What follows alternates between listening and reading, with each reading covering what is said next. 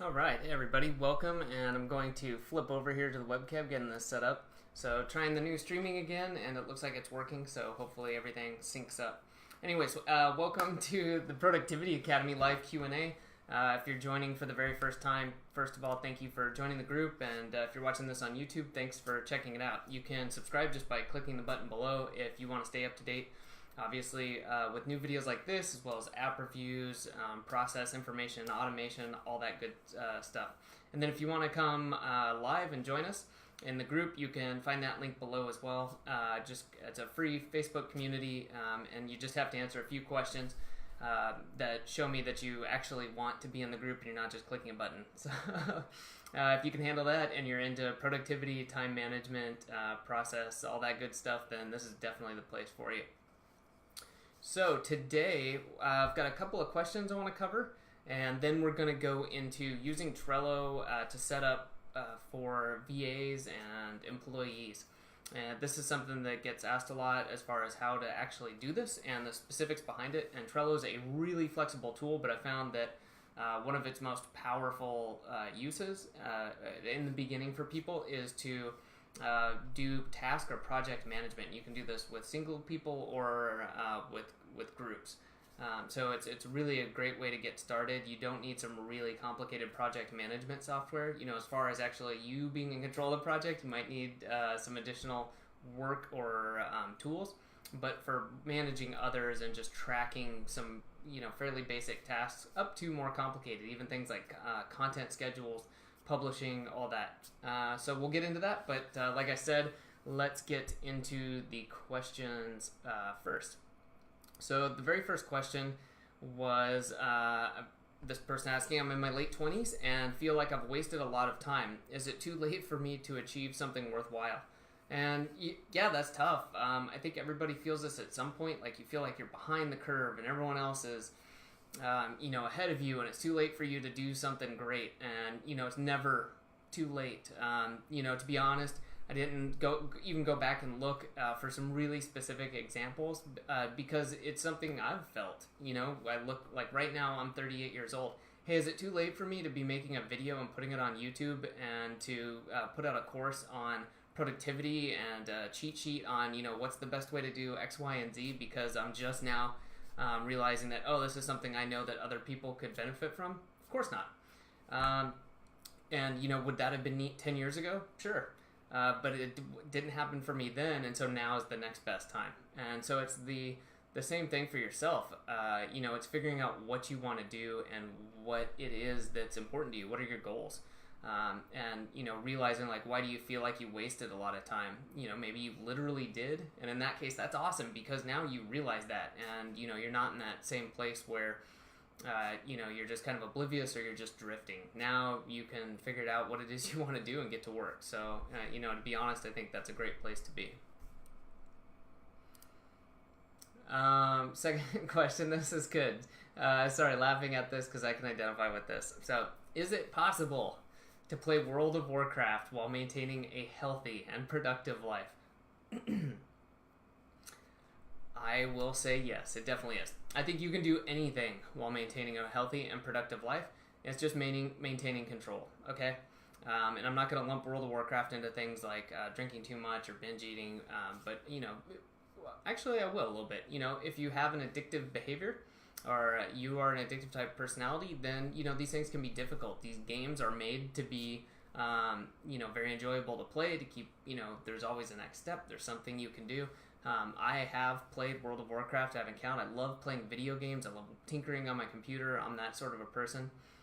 But it's just one of those you've got to hold in check. And just, again, you can do this like a lot of things by looking at what are the benefits. And I'm not going to go into my personal ones because it's literally a whole long conversation I could have with people about why I think video games are so neat. But there is an upside in my life to it. I enjoy tinkering with my computer. I like building PCs, and I think it's neat to check out these games. If I play games for 10 hours a day, that is not beneficial, and that isn't doing good things for me, and it doesn't lead me to living a healthy and productive life doing all the other things that I enjoy too.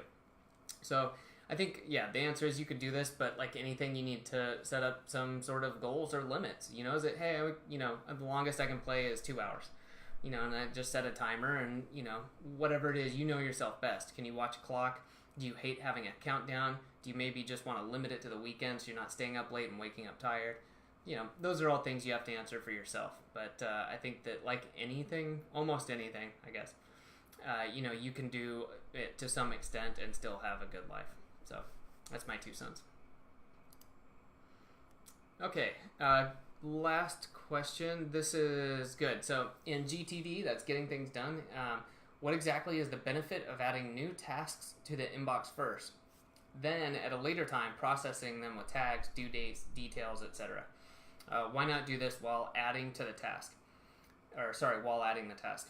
So yeah, the reason you want to do this is to get stuff out of your brain, because if you're having this thought, so like let's say I'm sitting here, literally making this video, and I'm thinking about something to do later today, and it pops into my head. Now's not a great time, but I guess I could just like jot a quick note if it was something super important, but I don't want to take the time out right now to do that.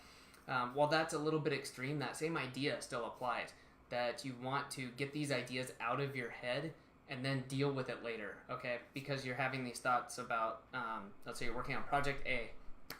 Project B, something comes in your mind like, I need to call Elizabeth and talk to her about the requirements, because I just remembered that we're missing parts 3 of section 2.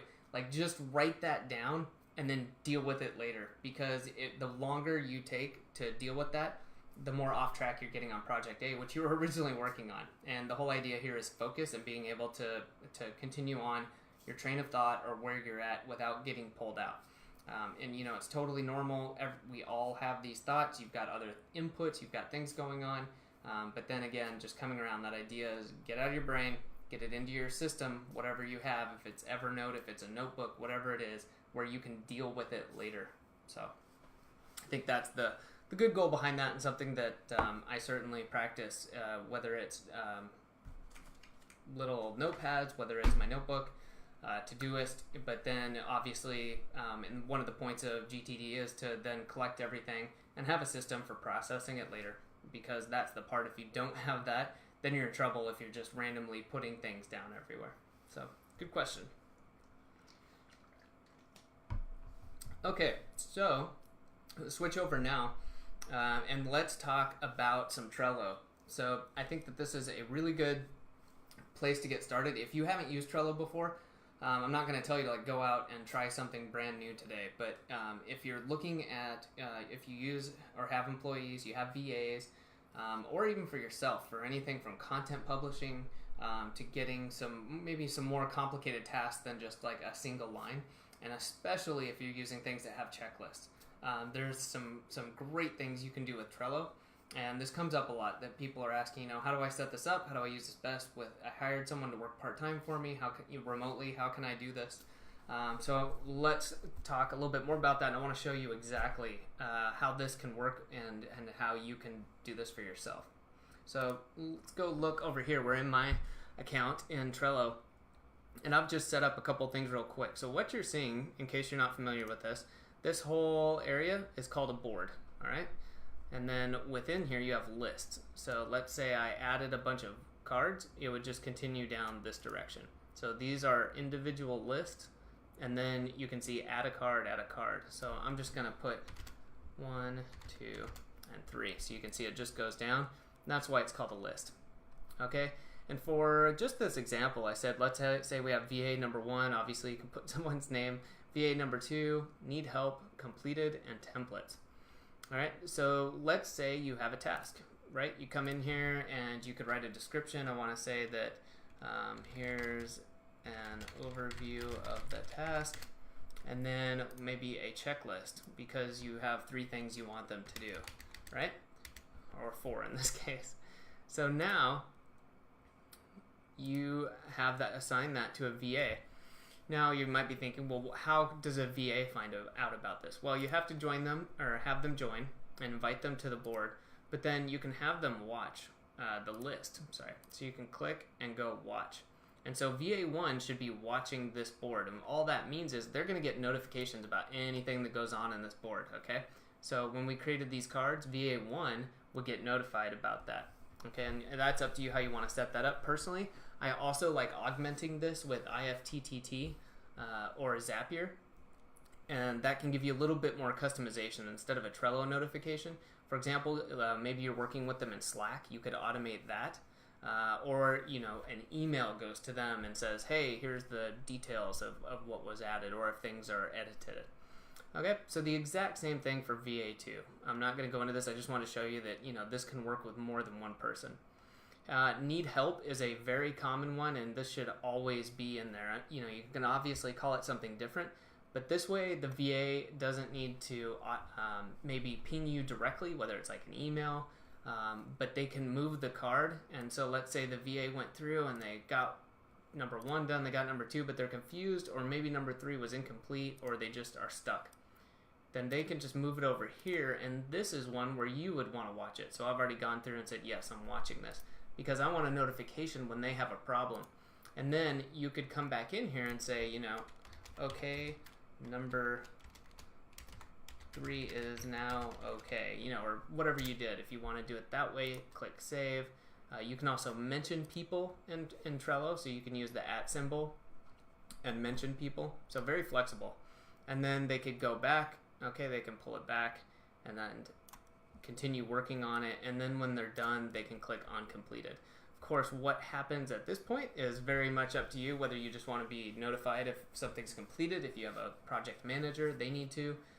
Or you could have perhaps a list for projects. There's a lot of flexibility, but I wanted to show you the most simple way to set this up to start with.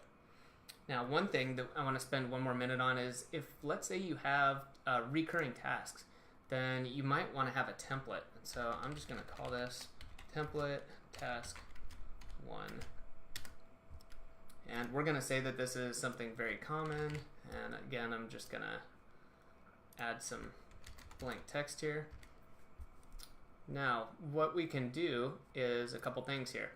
You could come in, and when this comes up again, you could copy it, and you could say, which board do you want? That's this board, so we don't want to change that. Which list? We could say, you know what? We're going to assign this to VA2 in position 1, and we're going to call it, it's not a template anymore, we're going to call it, task 1, and then it even asks you, do you want to keep checklists? So super neat. So we could go ahead and create that, close this out, and go look, and boom, right there. So now we could go in if we need to, if there's some customization in here, we could add that in there and do anything else we need to do. And then something else you get, even for free with Trello, you get one of what they call power-ups. Okay, if you want to pay some more for their business class, I believe you can use, it might be unlimited power-ups, but for today's purpose, you could do all of this stuff for free, and then you could use a power-up. And they have a bunch of these, but the one I want to show you is repeat. Card repeater. So what this does is what it says. It automatically creates duplicate copies of Trello cards at set intervals for repeated tasks. Now, the reason this is so cool is let's say that this task, and we're now going to put it on Monday, is something that happens once a week, and we want the VAs to do it. But we also want to make sure that they have a checklist. They can check it off. They can, move the task to need help or completed. Well, what we can do with this is now we see under power-ups, we have a repeat. So we can do it weekly. Guess it's not showing up there. You can pick the time, and then you can pick the day. So obviously for us, we'd say Monday. I'm going to say, let's go with 9 a.m. You can choose, might be because I'm streaming, it's not showing, but you can choose some different, every week, every other week, every month. And then again, you choose the list and where you want it to go. In this case, we would choose the list we want, which might be one of the VAs, and then the position where we want it to go. You just click save, and it's got it in there.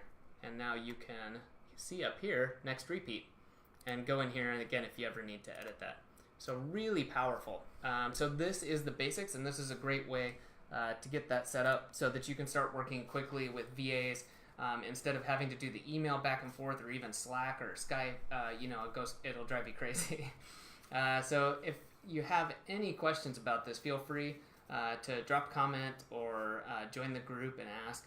But this is the basis for starting kind of a easy, and it's a free way to set up project management and to be able to working with a smaller number of VAs or employees to get this done. And then you can start to imagine, okay, well, what if I put someone in charge who's running that for me, like a project manager, and then having monitoring the VAs for me, things like that. And you start building these tiers up, and you can see how this really helps. So hopefully that helps. That's the quick and dirty guide to using Trello for outsourcers and employees. And as I mentioned, also Zapier and IFTTT. And the really powerful stuff with that is ability for really customized notifications.